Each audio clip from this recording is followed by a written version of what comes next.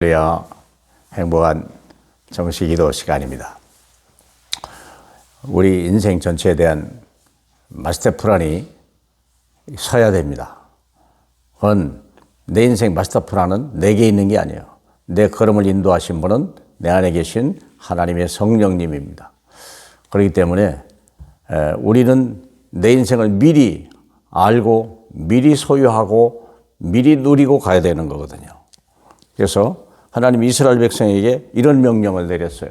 여호수아 3장 14절로 17절을 하면서 중요한 건 광야 근성이에요. 광야 근성이라는 게 이제 중요한 게 뭐냐면 우리는 신앙생활에도 내가 굉장히 육신적이라는 거예요. 자기중심적이라는 거예요. 아직도 하나님 중심으로 하나님 말씀대로 따라가지 아니하고 내 편이 안 대로 세상에서 얻은 것 그것이 아직도 근성이 남아있는 부분이거든요. 자, 같이 보겠습니다. 백성이 요단을 건너려고 자기들의 장막을 떠날 때 제사장들은 언약궤를 메고 백성 앞에서 나아가니라. 요단이 곡식 거두는 시기에는 항상 온덱이 넘치더라.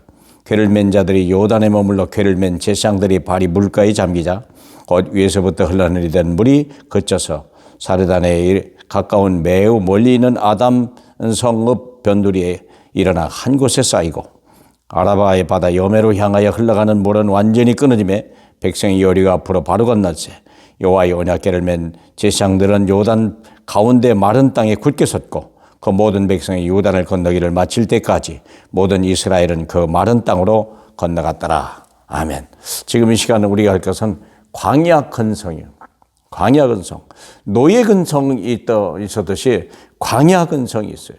근데 노예 근성은 애굽에서 온 거예요. 근데 광야 근성은 미래에 대한 괜히 두려움이요. 하나님이 우리에게 주신 그 엄청난 축복을 지금 있는 것 때문에 육신적인 것 때문에 잊어버리고 자꾸 불신앙하는 그런 불순종하는 영이 있죠. 그래서 중요한 것은 제일 먼저 이게 세 가지인데요. 요단을 건너가라 그랬어요.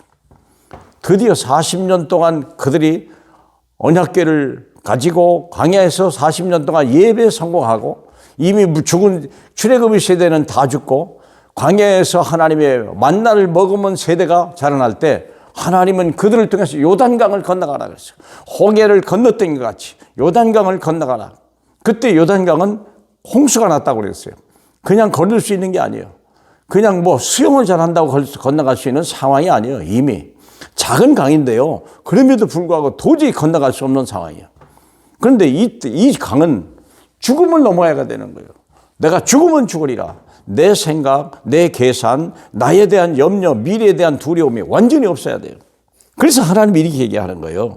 요단을 건너려고 자기들이 장막을 떠날 때 제사장들이 언약궤를 메고 백성 앞에 나가니라. 궤를 맨 제사장들이 발이 물에 잠기자 그랬어요. 제사장들이 먼저 백성을 대신해서 그 물속으로 들어가는 거예요. 죽음 쪽으로 들어가는 거예요. 나의 계산, 나의 생각, 내 두려움 모든 걸 다 미래에 대한 염려 다 꺾어버린 거예요. 갈라디아 2장 20절. 그랬더니 마른 땅이 되었더라. 사랑하는 여러분, 우리가 세상에 종말대가 숨을 거둔 날도 이런 체험하겠지만 더 중요한 건 우리가 지금 이 세대에 과연 이 두려움이 뭐냐 이게 미래에 대한 두려움. 그래서 우리가 뭘 잃어버립니까? 가나안 땅을 잃어버리는 거예요. 광야에서 만나 먹고 이러다 보니까요 거기 체질이 돼버린 거예요. 그래서 하나님이 이를 끌고 가는 거예요. 요단강을 건너가라. 아이가 뱃속에 10달이 있어도요 세상에 나와야 돼요. 근데 안 나오려고 하거든요. 그게 막 밀어낸다고 하잖아요. 그러면 이미 밖에 완벽하게 준비되어 있는데 왜 나와보고 나니까 안 들어가잖아요. 아무도 들어간 사람이 없어요. 어머니 뱃속으로. 그런데 생각해 보세요. 요단강을 건너라. 내 생각, 내 계획, 그런 걸 다 버려야 돼요. 오직 하나님의 목적만이. 가나안 땅이야말로 하나님이 우리에게 주신 땅이 약속의 땅이요. 젖과 꿀이 흐르는 땅이요. 그것을 우리 후손에게 줘야 되고 그것을 모든 만민에게 말해야 되거든요. 요단강을 건너가라. 이런 체험이 있어야 돼요.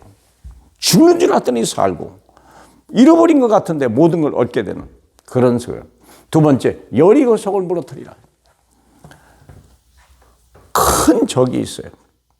이건 내 자신의 문제지만 이건 세상의 문제예요. 첫 번째 적이 나요. 근데 이것이 무너진 다음에는 어떻게 됩니까? 세상이 적이 있는 거예요. 그래서 여리고성을. 근데 내가 변화되면요, 여리고성은 아무것도 아니야. 돌기만 하면 된다고 그랬어요. 조용히 하면 된다고 그랬어요. 사랑하는 여러분. 그 어떻게 해야 됩니까? 그래서 저는요, 고린도후서 10장 4절로 6절 여기 보면은 이런 말이 있습니다.